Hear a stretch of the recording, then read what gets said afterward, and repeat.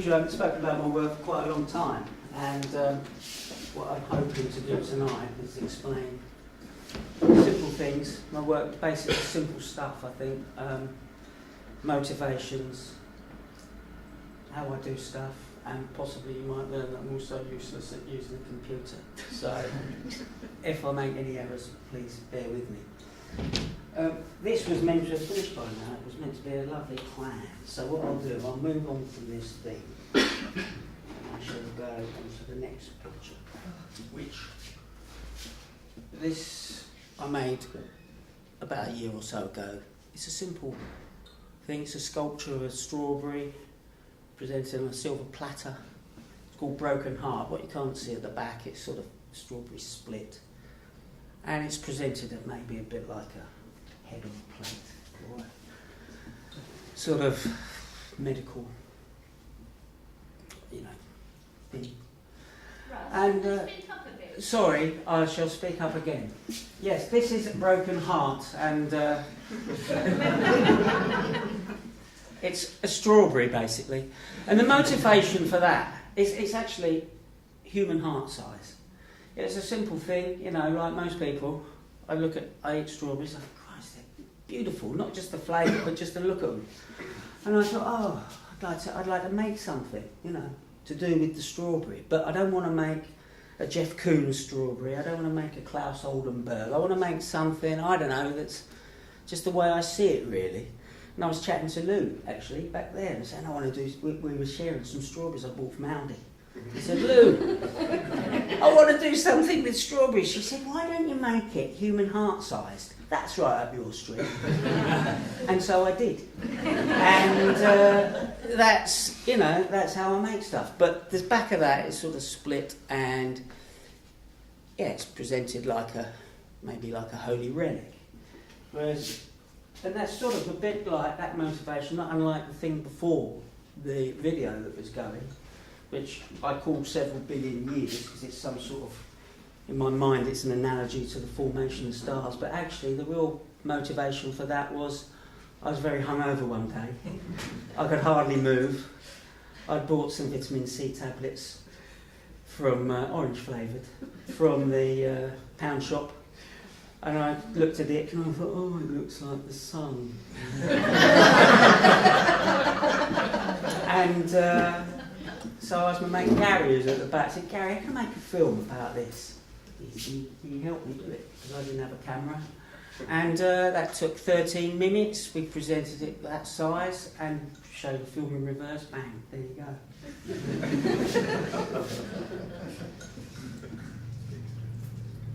This is possibly a piece of work that maybe set me on the path of making objects rather than being a painter, because I wanted to be a painter and I was desperate to be a painter. And I used to come into the studio and I was making stuff, and I was sort of burdened by art history and ambition and nonsense. And is that for me? Sorry. And it wasn't working out, the painting. I was coming in, and one day might be good, maybe half an hour was good, and then I'd ruin what I was doing, or thought I was ruining it.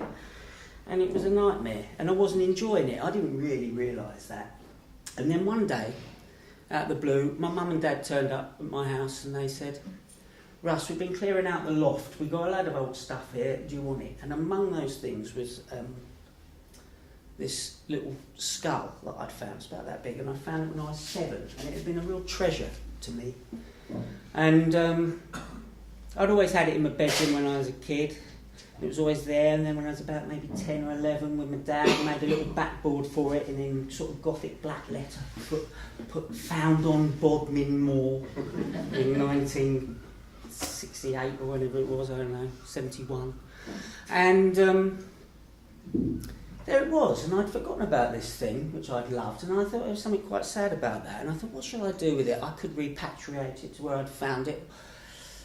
I sort of wanted to reacquaint myself with it, and without really thinking too much about it, I just sort of literally had this thing, and I thought I'd decorate it. I mean, I was going to just engrave the surface. The idea was to sort of this foliate forms, I'd been painting, incidentally, sort of by the end of it, there was some sort of arabesque motifs that I was using, and I was interested in decoration, but it was sort of an abstract stuff going on. But I just thought I'd decorate this thing to reacquaint myself, and I was actually going to engrave the surface, and then all of a sudden I went through on one side, there's a little hole. Oh shit! better do the other side. 2 holes in it, useless. So I had to carry on and do the whole thing. But actually that was quite good. That was quite, it was a good lesson, because quite often, I've learned that when you ruin stuff or you make mistakes, if you're putting your heart into it, you find a way, or you believe in what you want to do, but you find a way to improve it or rescue that mistake. Actually, quite often, once you go with the mistake, actually, the work starts to make itself. But the thing about this was I finished this little thing, just this object, and really, I showed a few people, and everyone responded to it in a way they hadn't responded to my paintings. And I think more than anything else, it was because I'd made it because I cared about what I was doing, rather than going habitually to make painting. And the thing is, I sort of almost realised in that instant that, because I thought, I'd never done other things. I'd always been full of other ideas, but I'd never done them. And the reason was, I thought, I'm a painter. But then in that moment, I realised, actually, no one gives a shit what I do. No one cares if I'm an artist. Nobody knows who I am. I can do what I want. I've got total freedom, and that was brilliant. Suddenly, I was unburdened by everything, didn't care, lost all sort of ambition, just thought it's about just be true to myself and the ideas. And my ideas are always fairly basic, I mean, it's like, it's a heart. So, there you go. And so the next thing is this. Actually, I say it's quite basic, but this is a book that I made. Books are quite important to me. I mean, not just sort of literature, but just the object, the form of a book, the fact it's a sort of, it's a repository of knowledge. And this thing, it's called a Fool's Lexicon. This was a second edition, a revised edition. I'd made one in 1995, a big book, and the idea was I wanted it to be an object of folly. It was a...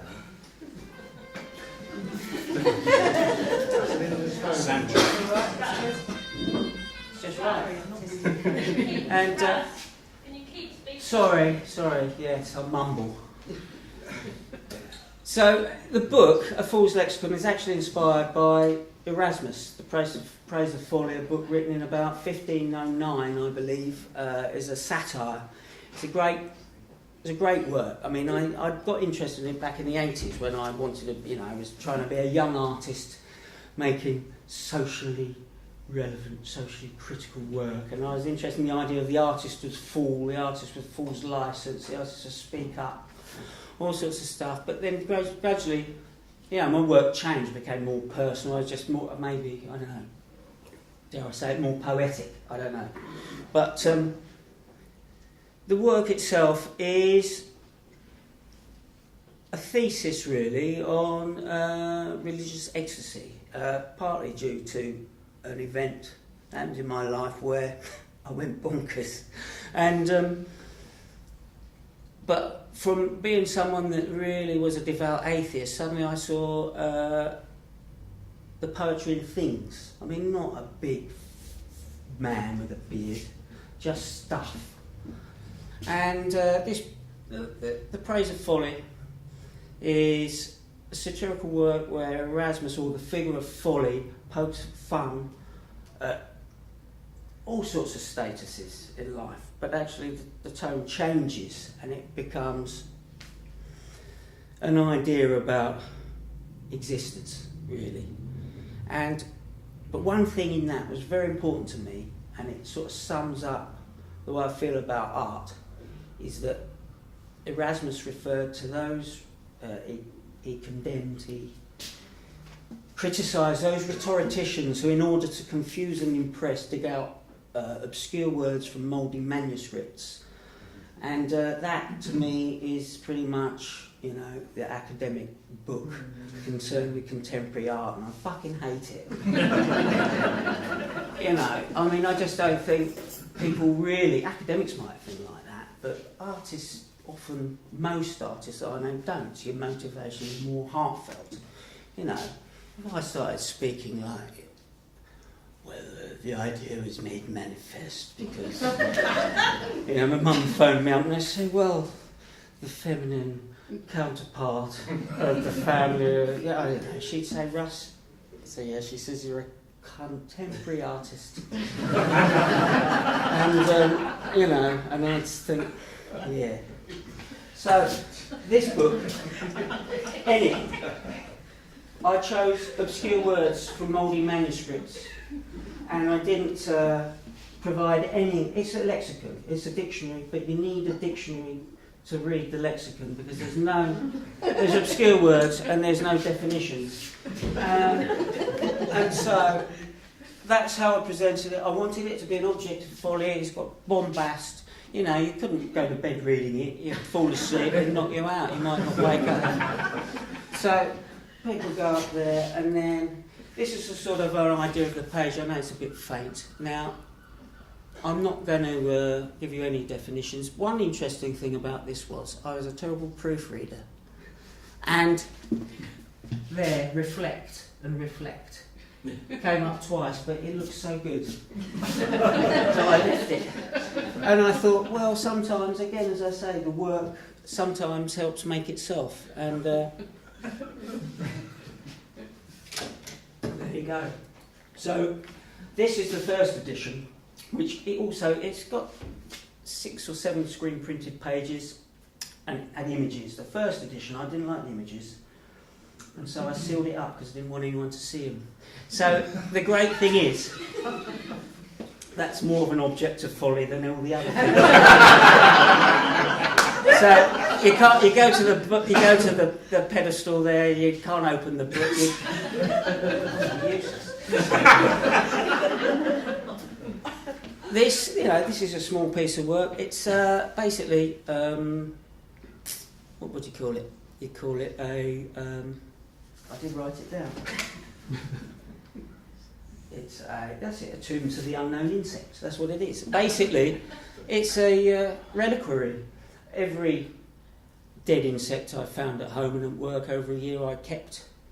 And I bagged it up and I put it in a box. I mean, the way I look at it is, why is a human more important than a blooming insect? We're not, actually. We're all part of the system. And so it was just a way of it's all made out of scrap timber. They're chopsticks, some plum weights, bit of scrap timber I found walking along the road. And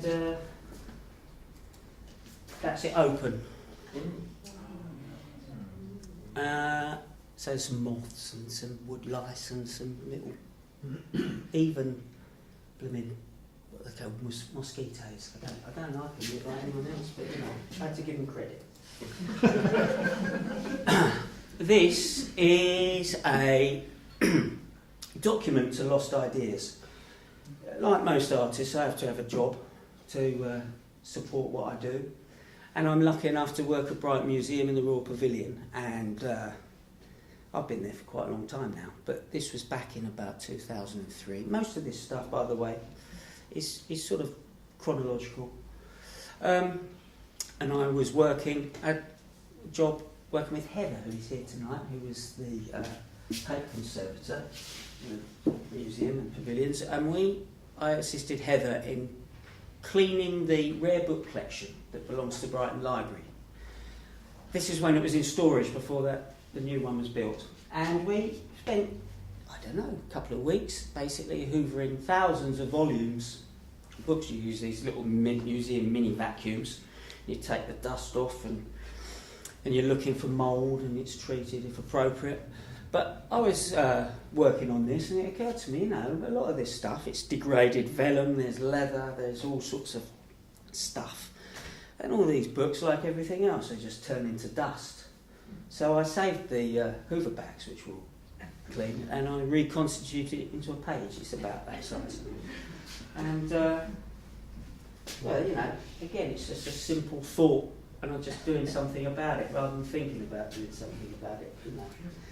This is ludicrous. You know, it gets worse. This is a little tiny thing. That in there, there's his little nose, is a water vole, and that's a starling's skeleton.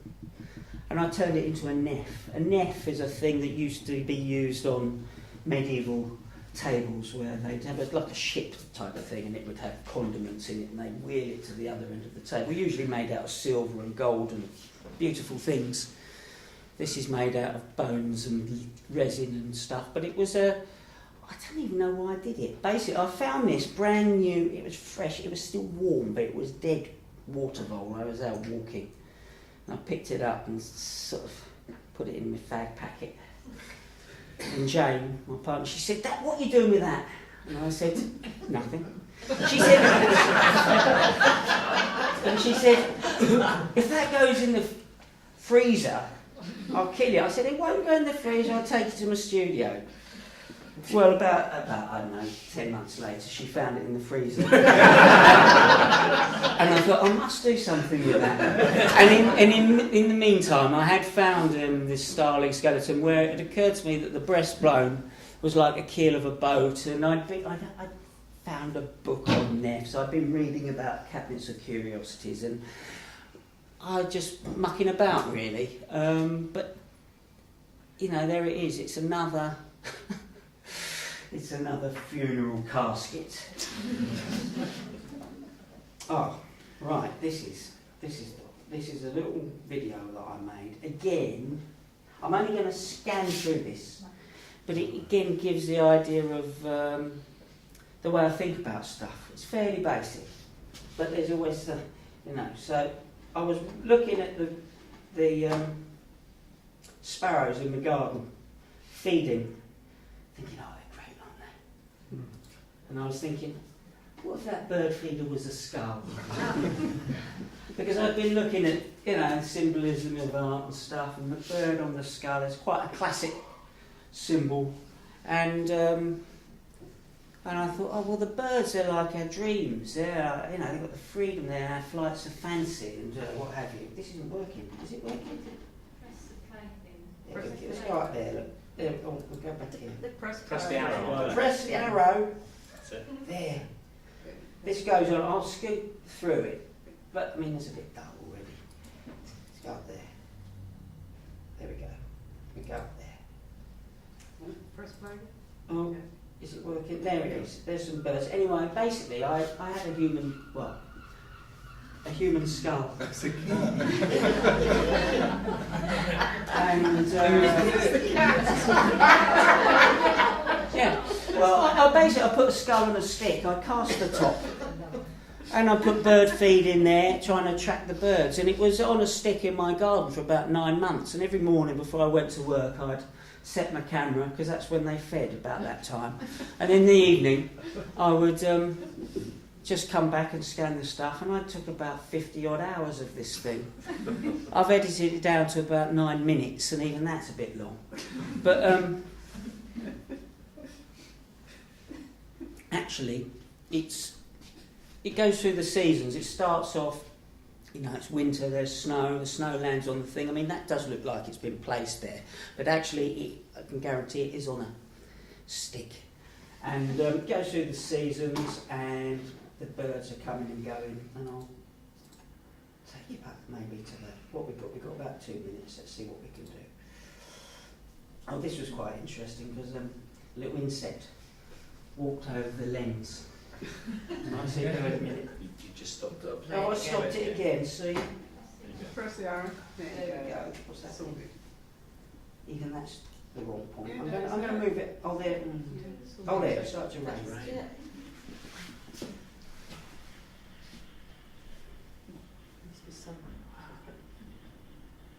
But this is sort of something sometimes when you're working hard, if you've got a film going and you're doing 40 minutes a day, even when nothing comes of it, you feel like you're doing some work.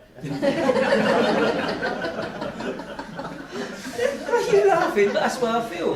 When I go on holiday, I always, I've had this project going for 10, 12 years. I take a camera, and there are certain things that I've got a document of the same type of thing. Wherever I go, stop the car, Jake. I've got, Dad, not one of those again. Yeah, wait there. 5 minutes. Back in, and then I'm meant to be on holiday, but I'm not working, and I always feel a bit depressed about that. So it worked out quite well, really, because the birds occasionally came to the skull, but not often. But then, at the end, they started to pay attention, which was quite good.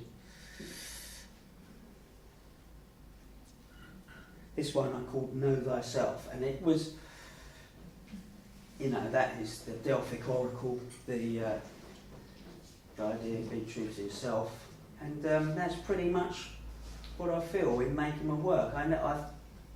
People say to me, what do you do when you're an artist? And I say, I muck about. But I do, and I don't mean to really undermine the idea of being an artist, but that's the way I am. I don't feel I'm an intellectual about it. I just do stuff because I feel compelled to make it. Sometimes I don't make work for years because I think the idea is it takes too long or it's too ridiculous, but the idea nags away and I just have to get rid of it. And so that's the way I work. This is another idea. It's a lint from a tumble dryer. That's 5 years lint from a tumble dryer. And it sort of, comes out like strata, sedimentary rock. I just turned it into a pillar, the classic sort of Victorian symbol of broken pillar, symbol of death, another one. There you go. It's all about, we come, we go. That's the way I look at it. This, Humpty's World, I called it. I got home one day and Jane said to me, "Oh, your ostrich egg, I broke it." I said, "Oh, well, that's all right, What do you do with the bits? They're in the bin." What? So I rescued them from the bin and set about sticking them together, and then you sort of think, oh, it's a bit like territories on a globe, bits break up. You got land mass, you've got this and that, and it's not much different really, but I just numbered the pieces. What is it? I don't know. Next. Here we go. These 2 urns here, they're slip cast from a 2-part mould, but the gist of that is I was walking along the road one day and there's no one around, and I was just walking down by the theatre. Around the corner come this bloke, and he was my double. Well, or I was his double, you can't be sure. And we walked past each other, looking at each other, and no one else saw this. And we looked at each other and what? It's dreadful. And now, but the truth is, when you meet your doppelganger, or you encounter it, it makes you think about your own sense of identity. You never considered it, and suddenly you think, Christ, I'm not the fantastic original being I thought I was. I'm another twat just the same. So I did a bit of reading about doppelgangers, and apparently encountering your own doppelganger is a sign of your imminent death. So I made a couple of urns, one for me and one for him. And, I haven't seen him lately. So there you go. So that's that. Yeah, there's my profile. We're looking at each other. That's the idea.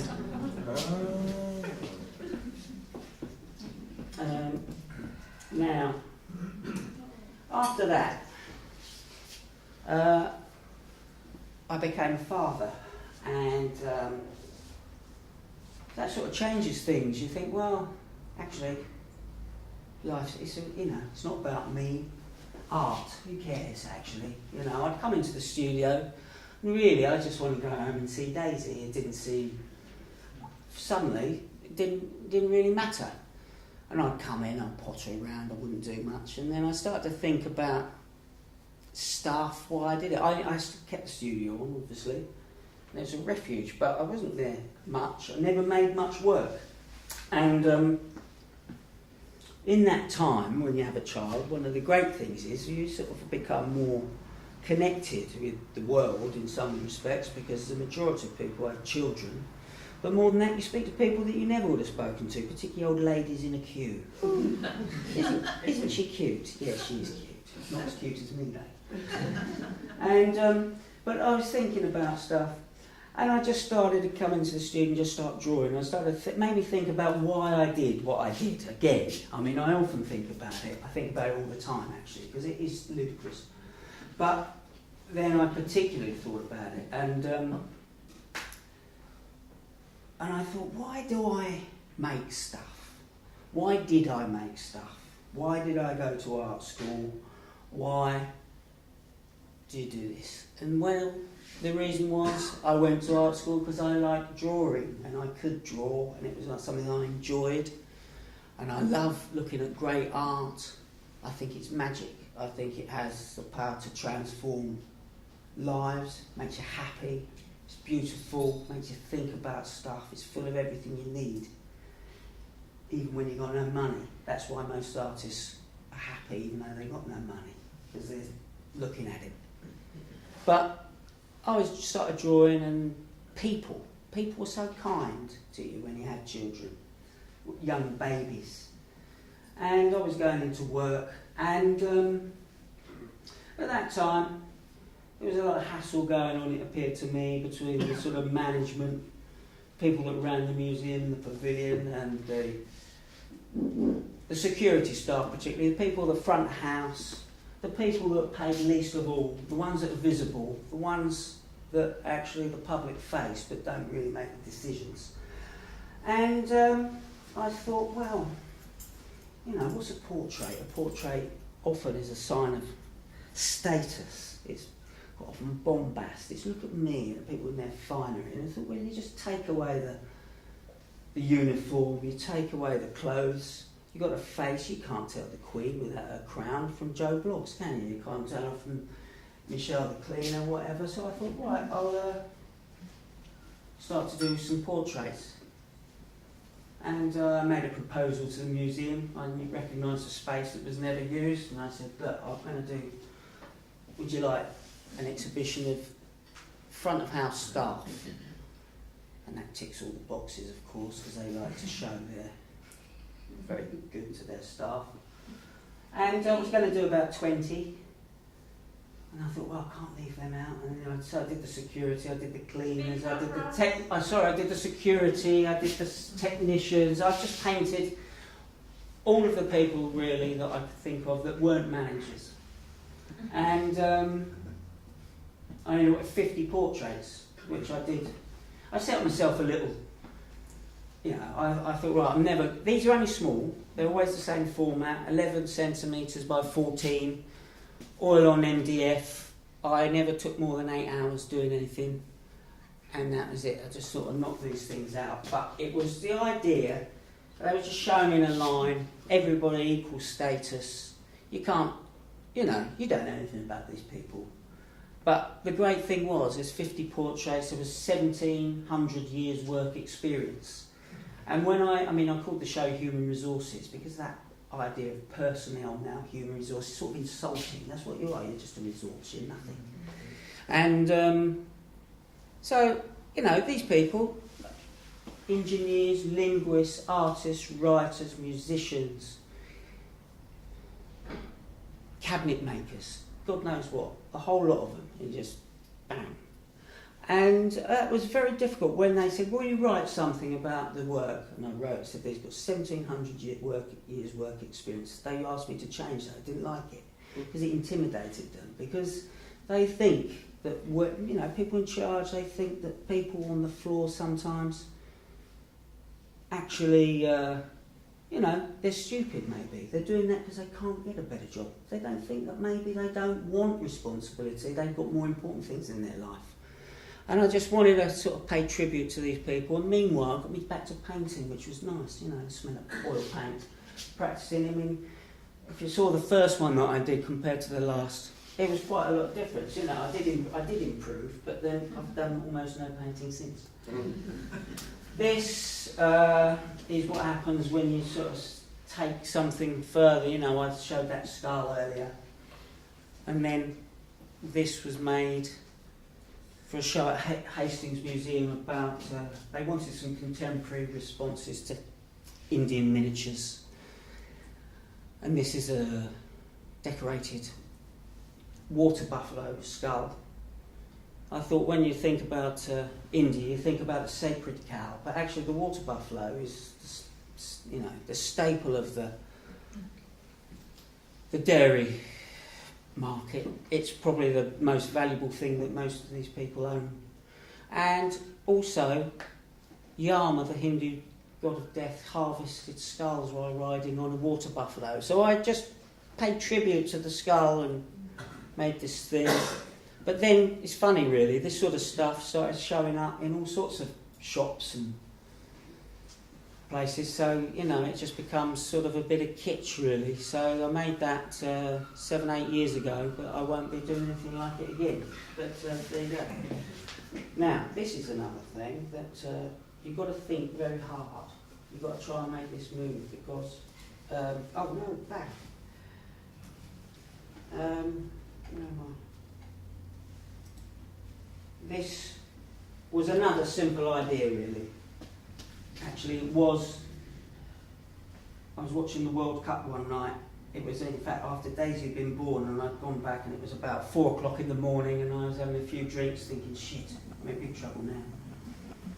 And this bottle started moving, and it just rocked to and fro. And I thought, "What's going on here?" I call this brain and body energy, and it's named after the tagline for Lucozade. And this is a Lucozade bottle, and the thing about Lucozade bottles is that when they're empty or got little in it, they rock around like mad. And if you think very hard, they start to, you know, it's a touch of the old Uri Gellers. The idea is that this would be presented. This is a world premiere, by the way. No one's ever seen this. If this was presented on the floor, sort of human size, the idea is that, you know, you've got this sort of steadying, guiding force on this empty vessel, and maybe gives you some direction, or maybe just not. Who knows? This goes on forever. This is obviously not me. This is Albrecht Durer, about 1502, the great piece of turf, watercolour, one of the great works of all time, possibly the first naturalistic piece of landscape, and I was obsessed with this work. I just couldn't get enough of it. I've never been to see the real thing,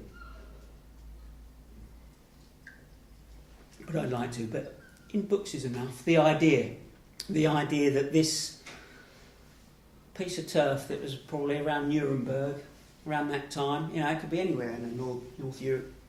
It's great, we've seen it all, and I was obsessed, and I thought the only way to get rid of that obsession is to make it. So I tried to make it, and that's made out of chopsticks, scrap timber, scaffolding planks, and the interesting thing about that is, not the work, but the making of the work, is that Durer's, I mean, I spent ages walking along looking at grass as a result of trying to make grass, and I realised that Durer, you know, he's like all the great artists, the filmmakers, all these people, it's all about the editing. Grass doesn't really grow like that, but you think it does, and that's all you need to know. And so that's my attempt to make it in 3D, and I somehow, I have a fondness for this because I enjoyed making it, and you know, somehow I've sort of recreated a bit of Nuremberg from 1502 that only Durer ever saw. So I had a connection with him. This is a portrait of my daughter Evie. This would never have happened if it hadn't been for Kev at work, who's the carpenter. And he ran out one day when this 200-year-old oak tree had been chopped down, and he stopped the tree surgeon shredding it. And he said, "Give us some timber," and they chopped it up. And he said, "Russ, do you want some oak?" And I said, "All right." And he gave me a lump of oak, about that size. And I thought, what can I do with that? And Jane was pregnant with Evie at the time, and I thought, well, it's sort of baby-sized. And I happened to go into Aldi, and they were selling some chisels, so I thought I'd give it a go. And, you know, this is pretty much how it works. And so that's what I did, really. I mean, I wouldn't have, I had this thing, and the idea was actually to chop out, carve the baby as if it was on a bed, and I chopped it out too deep, and it looked like a doll, and it looked horrible and crap. And I thought, I can do grass. I did something. And so that's what I did. And I mean, I sort of made this thing in a bit of an ad hoc way. I mean, it sort of got this religious look. It's like the blessing and all that. I mean, that's the way it comes about. I think partly because I love Northern European Renaissance work. I love Renaissance. I mean, just the work that I look at is just fed through, and that's that really. But the interesting thing is, about 3 years later, I saw this, and this is by an artist. This is a fragment from a sort of painting. I think it's called "Morning" by Philip Otto Rung, or it might be Otto Philip Rung. I think it's Philip Otto Rung. He was a contemporary of what's his name? The German romantic. Caspar David Friedrich, and I don't really like his work, but his work interests me. And hey presto, it was just sort of fascinating that I should find this thing. That's just a fragment of the painting, but it was reminded me of my own work. And you think, nothing original, is there? Now, Daisy had seen, my other daughter Daisy, who's older, she'd seen the sculpture of Evie. She said, "Dad, will you do a portrait of me, a sculpture of me?" And I said, "Oh." I said, "Oh, all right then. Come on then, let's get some I need some reference photographs." That's what I got. Okay, just a straight face, please, Daisy. Every time, there she is. Well, I said, "Right, you're going to regret this." And she does. Because I thought, actually, this is quite good because, it's a great time of change. And it also allowed me to pay homage to this guy, Franz Xaver Messersmith, who I absolutely love. I mean, I remember seeing an exhibition of his at the ICA in the 80s, and I laughed. I thought, this is great. I mean, he was a court artist who later suffered from some sort of ailment, and he obviously went slightly mad, and he spent the last years of his life making these self-portraits, putting these faces, these expressions, but they're absolutely technical, alabaster, marble cast, beautiful figures. And I'd wanted to make some work that referred to him for a long time, and Daisy gave me the opportunity. So it's sort of interesting, really, I hadn't thought about doing carving. Someone gives me a lump of wood, Aldi selling some chisels. I got some more wood from Kev from the same tree. I thought, well, they're brother and sister. I didn't even realise they're two sisters. And I just get this wood from the same tree, an oak tree, sort of sacred tree, and I thought that was all right. So this is what I made it. So there's Daisy. It looks a bit older than she did in the photographs, but it took me ages to make it. Pull that face again, Dad. I'm off to the pub. What about? Right. This is a ladder, as you can see. It's not very clear, but it occurred to me not long ago that this actually is the same work as the big book. It's just in a different format. And what you have here is, the chaos of nature going to the order of the cosmos, and through, and the rungs are really states of consciousness. That's what it is. I mean, there's a few details here of some decoration. Decoration, I mean, it's beautiful stuff, but I don't do it because it's beautiful. It's because you know, it's always been used really as an idea.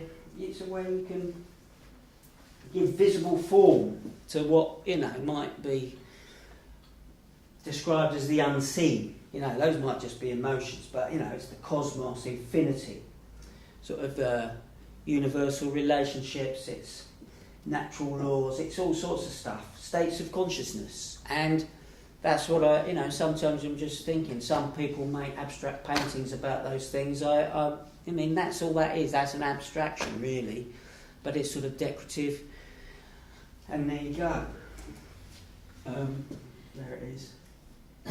So, I don't know what to say about it really. There it is. However, I have been making paintings with ladders in. I made this ladder and then, actually, I made this about 20 years before I made the ladder. And 2 ladders, and then there's more ladders there. And there. And decoration, of course. I've been thinking about the same thing even when I was painting. After the ladder, which took me, I mean, I didn't just do that. I was doing other things, but on and off 2 years, driving me mental. I just want something simple, and this is a wooden spoon. The world, just carved in it, you know, cut out. We are consuming the world, aren't we? You know, that's it. The world's full of crap. The seas are full of plastic. And I quite like the idea, again, it's another object of folly, a spoon with holes in it. What's the point? This is it's from the same piece of wood, actually, same tree. Yeah, this is my dad's hand. He died about a year ago, and I'd actually been making the work about a year before. I had this great big length of timber, because I'm so literal. I thought, what can I make out of that? Make an arm. Then think, why don't I chop it into smaller pieces? And I've been sort of referring to the sort of arm, the sort of junkie's arm, the Christ deposed from the cross arm, the whole thing. I've got paper cuttings of dead people being carried in war zones with an arm. And I've been making this thing, and then, you know, I was in the hospice with my dad, and even way before that, we'd been getting all sorts of treatment, and you can see this thing, and there it is, the old sort of stigmata. And this piece of work that I've been making became my dad's hand. So I gave him some pyjamas, and there it is. There's the stuff from the bedding, and what have you. These are very recent pieces of work, made this year. Been interested in the still life, you know, something I would never have thought of when I was younger. But that's my road. It's a curb along the road. You know, every year you see the old. It's the same as the skull at the beginning. You know, nature was reclaiming the skull. Nature's reclaiming. If you don't trim the weeds, nature takes over. Your house will fall down in 5 years if you don't look after it. And so that's a sort of vanitas still life. I did actually see, a playing card, which was ideal. So I mean, everything I do is very literal. It's just that's it. This is sort of a neglected fridge, obviously. It was a reference actually to Spanish still life painter Juan Sanchez Cotan, who did these beautiful suspended things. And I'd always wanted to make something to do with that. Lots of photographers and people have done it. But then not long ago I saw a thing it's called Still Life with Thistle, though it looked like a celery to me. And I thought, that's like my bloody fridge, isn't it? It's all manky stuff. And it just gave me an excuse. That's MDF shelves, and that's all wood, painted wood, that's all painted wood. And that's what happens. Someone gave me a lump of wood, and I've been making stuff out of wood for 5 years. And I'm hoping to stop. I've got some things on the go that are not to do with that. And to finish, really, this is it. Really, this is sort of sums it all up for me. Evie was born. She's about 2 months old, and I thought, I'll give her a skull to play with. And I filmed it, and this is a still, and it's just like one of those classic sort of memento mori images, engravings, cuts, everything. And I think that pretty much sums up the way I work. I muck about, I think about life, and I think about death, and that's it.